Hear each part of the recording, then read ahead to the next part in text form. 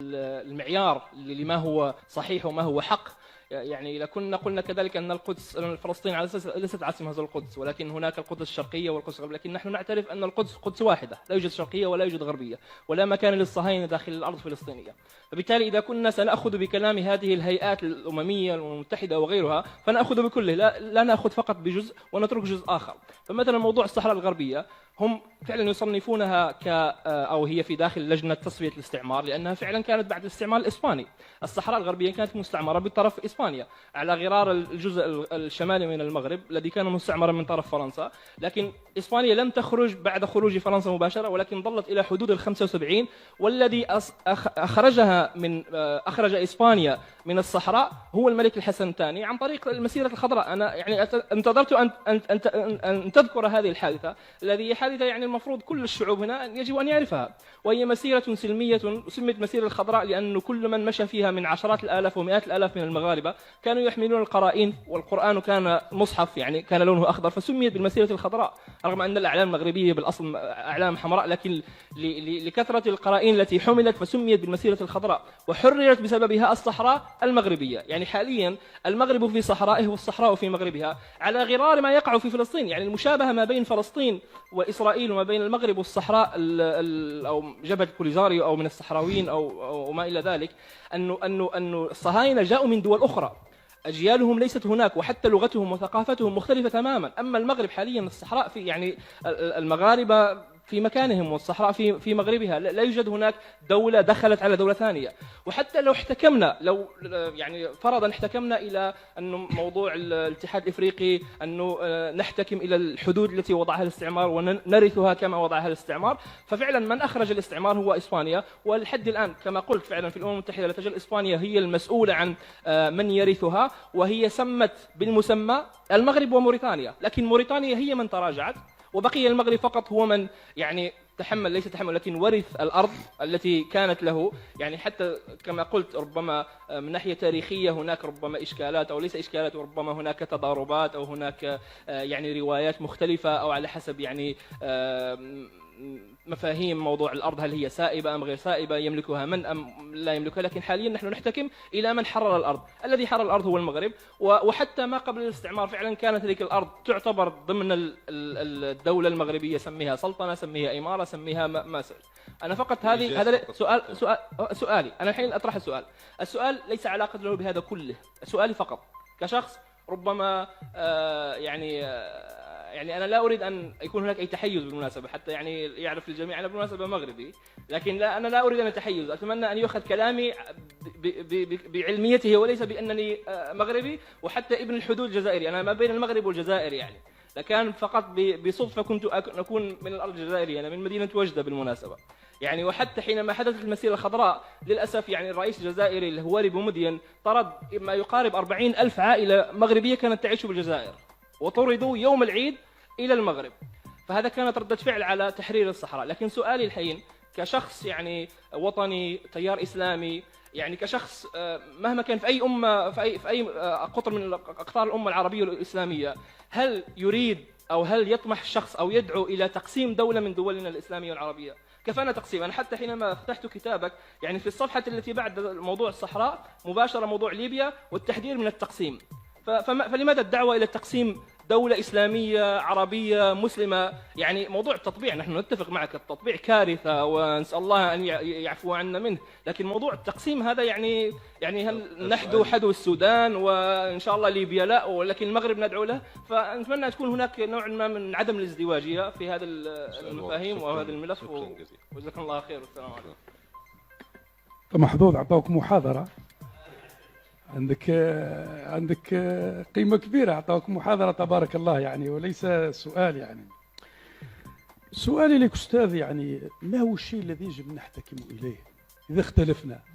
الآن قرأت ممكن مذكرات بولتون اللي اصدرها السنة الماضية وقال أنا جيت للمغرب وأنا شفت الآن القاعة أذو الرقم 4 في البرلمان المغربي، القاعة رقم 4 في الخارطة المغربية، تندوف، تلمسان، بشار، جزء من السيادة المغربية موجودة الآن.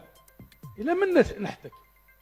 لازم نتفقوا ونقولوا شيء نحتكموا إليه يعني، وإلا يصبح فوضى.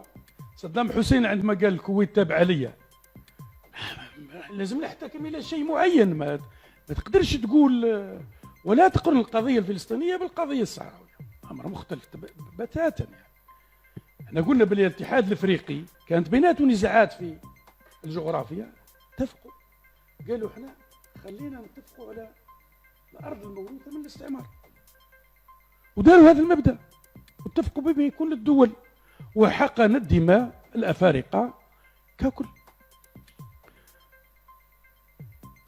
اذا حبينا نتكلموا على التاريخ لا يوجد ولا وثيقه واحده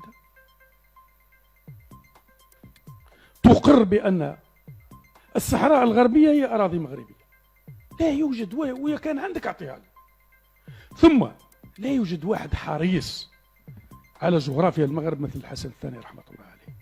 هل يوجد واحد عاقل يدير اتفاقية موقع في سنة 75 بينه وبين موريتانيا ويقسم الأرض بينه وبين موريتانيا؟ الساقية الحمراء تديها دولة وواد الذهب تديه دولة. كيف يعني واحد يسمح أرضه، أنا أرضي، أنا رئيس الجزائر، نجي يعني نتفق أنا والنيجر ومالي ونقول لهم جزء من الجغرافيا الجزائرية ديها أنت وجزء الجغرافيا الجزائرية ديها أنت. هذه مش أرضي معنا. لو كان أرضي وحررتها أنا لا يمكن أن يقع فيها هذا الشيء. يستحيل باش نسلمها ونقسمها أنا واحد. ثم أنه يطرح عن طريق الملك عبد الله سنة 98 و 99 على الجزائر أنها تأخذ لها منفذ بحري ب 200 كيلومتر ويأخذ هو البقية، والجزائر رفضت، قالت أنا ما عندي حتى أطماع وأنا عضو في الحكومة.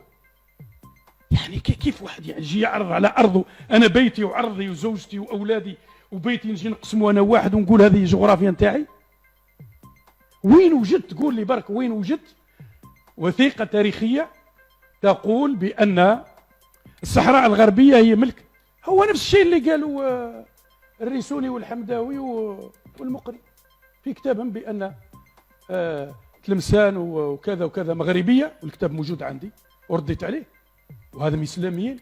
وقالوا بأن تمراست وهذه تابعة إلى النيجر ومالي، وقالوا بأن ورقلة تابعة إلى يكذا. لو كان عندنا حكم ديمقراطي ما عندناش مملكة في المغرب كانوا خاضوا حرب ضد الجزائر، لأن من دول الحكومة كان ممكن هم يكون الدولة منهم ويخوضوا حرب ضد الجزائر لأنهم يعتقدون ذلك. وتبعتوا الريسوني قال جهاد إلى، وقال بأن لا يوجد حاجة يسموها موريتانيا أصلا. أما إذا تكلم بالتاريخ المغرب كان تابع للدولة الموريتانية. إذا تكلم عن التاريخ المرابطين كانوا في المغرب، كانوا في موريتانيا، دولة المرابطين كانوا في موريتانيا. ومنين جاي؟ هو جاي من المنطقة تاع الأراضي السيبة اللي هي عند حدود تندوف اللي هي في الصحراء الغربية مؤسسها. إذا تكلمنا عن التاريخ راني قلت لك الدولة الأموية راها تابعة لبشار الأسد، مال المغرب تابعة لبشار الأسد. لكن إذا عندك وثيقة تاريخية، أنا نعطيك الآن التاريخ كله. لما الأمم المتحدة فرضت على إسبانيا كدولة احتلال تصفية القضية سنة 65، اجتماع دول ثلاثة الجزائر والمغرب وموريتانيا من أجل حق تقرير المصير، شارك فيه الرئيس الجزائري والملك المغربي وولدت. هذا تاريخ هذا ولا؟ اجتماع قمة ثالثة في أكادير في المغرب من أجل سنة 73 من حق تقرير الشعب الصحراوي.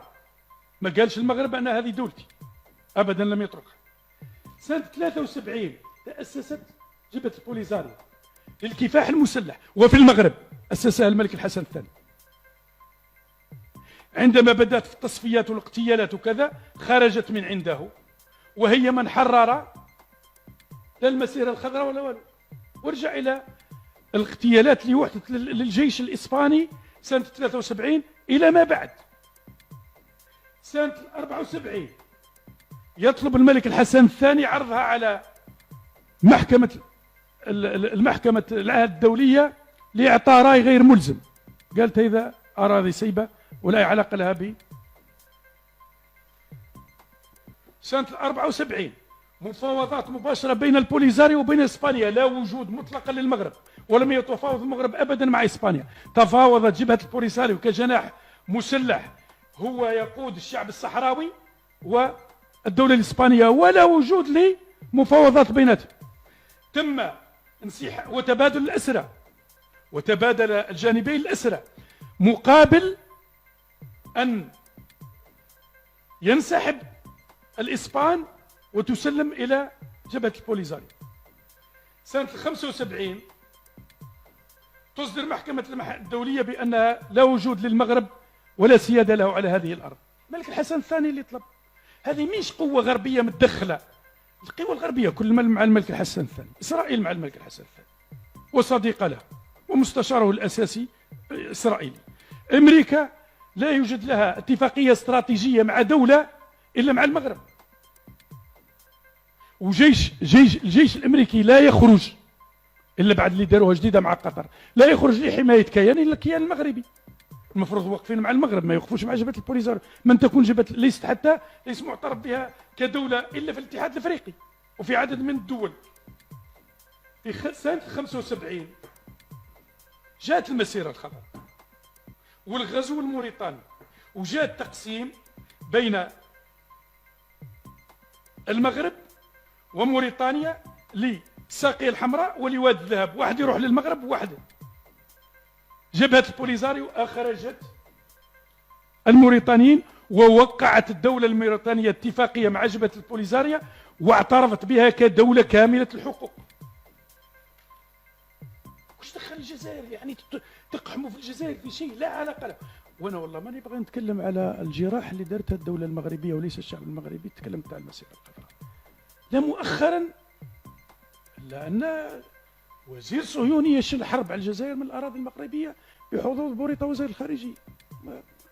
ما تكلمنا، مانيش باغي نتكلم المسار كله، وهذا خليه للتاريخ مش راح نتكلم عليه.